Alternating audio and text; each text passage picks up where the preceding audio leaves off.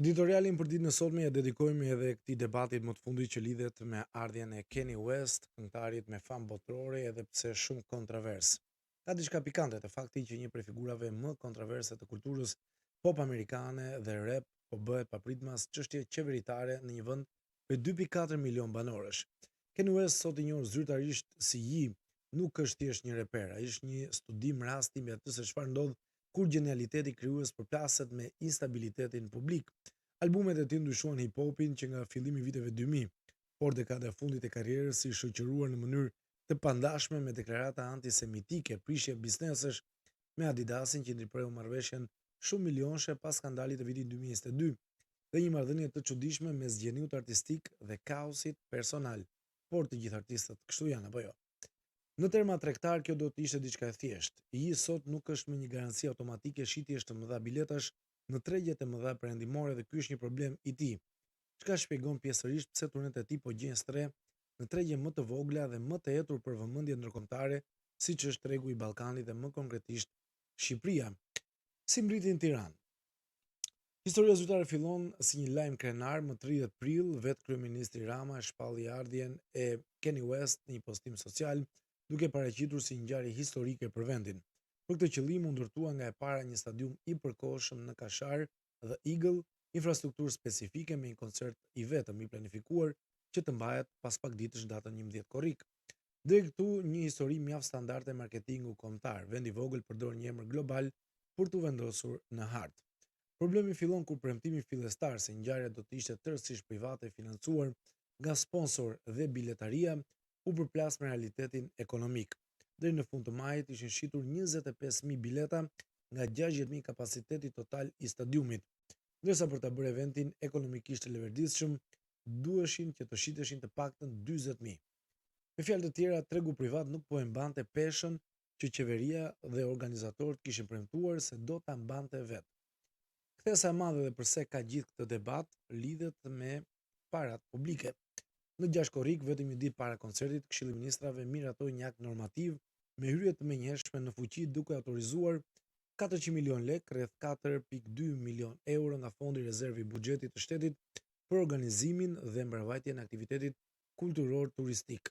Vendimi kalonte shumën Ministrisë së Turizmit dhe autorizonte një marrëveshje të drejtpërdrejtë me organizatorin pa procedurë tenderimi publik. Me sa duket, kjo është pikërisht arsyeja e gjithë këtij debati. Edhe kjo lloj manovre që bën gazetarinë ekonomike interesante, një shpenzim publik i madh i vendosur me urgjencë pa konkurrencë tregu dhe në kundërshtim të drejtpërdrejtë me deklaratat fillestare zyrtare.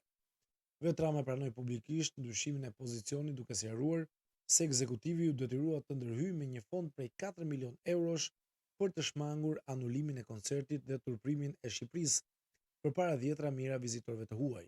Argumenti i tij ekonomik, parat janë investim turistik, jo një shpenzim i thjeshtë. Logjika e njohur në ekonominë e vendeve të mëdha, Super Bowl, Olimpiadat, ku qeveritë hynë si garantues të fundit kur tregu privat nuk mbulon riskun me shpresën e një kthimi indirekt përmes imazhit të turizmit. Pra janë politika të njohura këto, por në situatën aktuale në Shqipëri padyshim që kanë ngjallur shumë debat, protestat apo çështje të tjera që janë mjaft të nxehta ditët e fundit. Kemi debat publik, logjik, por edhe zëmrim. Në pa del ai konflikt klasik mes logjikës makroekonomike të promovimit të vendit dhe zëmrimit mikroekonomik të qytetarit të zakonshëm. Opozita ka kthyer shumën në simbol politik konkret. Deputetët e PD-s kanë llogaritur publikisht sa akselerator linear për radioterapi apo skanera mamografie 3D mund të bliheshin me 4 milion euro edhe në një vend ku sistemi shëndetësor vuan nga mungesa kronike pajisjesh, sipas tyre duhet shkonin këto para aty dhe nuk duhet shkonin në një event kulturor, muzikor. Kritika e tyre në fakt nuk është thjesht ideologjike, mbështetet edhe në kontradiktën procedurale. Qeveria e kishte premtuar publikisht më herët 0 lek nga buxheti para se realiteti të dilte ndryshe pak ditë më vonë.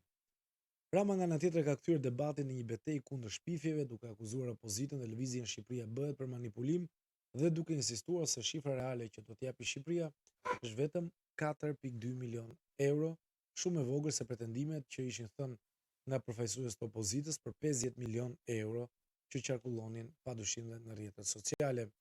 Ka një kontekst më të gjerë edhe pse debati qëndron. Ajo që bën këtë episod veçanërisht domethënës nuk është vetëm shuma relativisht modeste në terma absolut, por koha. Vendimi vjen mes protestash të vazhdueshme kundër qeverisë lidhur edhe me projektin e diskutuar turistik në Nardë dhe në Pishporët, duke krijuar rrezikun e një koncerti të lezohet jo si një sukses diplomatik kulturor, por si një shpërqendrim i shtrenjtë financiar nga taksapaguesit në një moment krize besimi politik. Në gjuhën e ekonomisë politike, kur një qeveri zgjedh të financojë spektakël në vend të shërbimeve bazë gjatë periudhave të pakënaqësisë sociale, perceptimi publik rrallëherë e lexon këtë si investim, pavarësisht se sa mund të jetë logjika fiskale e tij. Pra, është një debat i fortë, një debat që ende vijon, por është hera e parë që ka një koncert të përmasave të tilla dhe është hera e parë që qeveria shqiptare angazhohet direkt në një fond emergjence i cili do shkojë direkt në një koncert të përmasave të tilla. Megjithatë, si e tham, kohët e fundit Kanye West është dhe një këngëtar i cili ka mbajtur deklarata antisemitike, ka qenë në qendër të vëmendjes për shkak të skandaleve të shumta, skandale që lidhen me jetën e tij private dhe ka pranuar edhe vet, por edhe mediat amerikane shkruajnë që është një artist që ka probleme të theksuara të shëndetit mendor. Dhe kjo e ka bërë që në disa vende të anulohen edhe koncertet, siç ka qenë Britania, por gjithashtu dhe shtete të tjera, madje pritet që të ketë edhe debate pas këtij koncerti, i cili do mbahet në një stadium të krijuar apostafat, si e tham, në periferi të Tiranës, dhe pritet të ketë debate edhe në media ndërkombëtare, duhej apo jo që të ndërhyjnë shteti. Megjithatë, si e tham, janë disa eksperienca që kanë treguar që shteti ndërhyn atje ku dyshohet ose mendohet që mund të jenë edhe përfitime indirekte. Megjithatë, që të jemi realist, 4.2 milion euro për një vend si Shqipëria, një vend që ka shumë probleme sidomos me shëndetësinë, me arsimin, po edhe me kulturën. Është folur shumë për shëndetësinë, por këto 4.2 milion euro mund të jepeshin shumë mirë edhe për kulturën vendase. Dakor, mund ta quajmë që shkojmë për një koncert të përmasave të tilla globale, ndërkombëtare, e fut Shqipërinë në një art e cila mungonte, por duhet të shikohet padyshim dhe të ndihmojnë edhe artistët shqiptar për të patur dhe ata vëmendjen e merituar, sepse me 4.2 milion euro nuk po them që t'jepen ndoshta kaq, por mund t'jepen një shumë ekuivalente edhe për artin shqiptar që të kishte një numër të madh me koncerte nga jugu në verinë, nga lindja perëndim në qytete turistike, Himara, Vlora, Velipoja, Shkodra, Pogradeci, Korça, Gjirokastra, Berati, të gjitha vendet, Tropoja, Buka e të tjerë, dhe mund të jepeshin një fond i madh i cili t'i shërbente atyre. Megjithatë, ky është një debat që vijon dhe normalisht do bëhej dhe do ishte në qendër të vëmendjes edhe nëse nuk do ishte protesta. Jepni dhe ju mendimin tuaj. Duhej apo jo të harxhoheshin 4.2 milion euro për një koncert të tillë, një iniciativë private, por që do qëndrojë në këmbë me fonde publike. Jepni komentet tuaja dhe komentoni dhe mos harroni si gjithmonë bëni subscribe.